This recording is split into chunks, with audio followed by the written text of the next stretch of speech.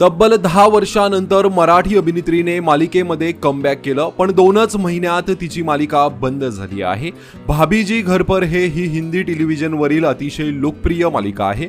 या मालिकेचा दुसरा सीझन म्हणजेच भाभीजी घर पर है भाग 2 हा काहीच महिन्यांपूर्वी सुरू झाला होता। या मालिकेतून अभिनेत्री शिल्पा शिंदे ही तब्बल 10 वर्षांनंतर अंगुरी भाभी बनून पुन्हा मालिकेत परतली होती। मात्र आता अवघ्या 2च महिन्यात भाभीजी घर पर है ही मालिका बंद करण्याचा निर्णय घेण्यात आला आहे।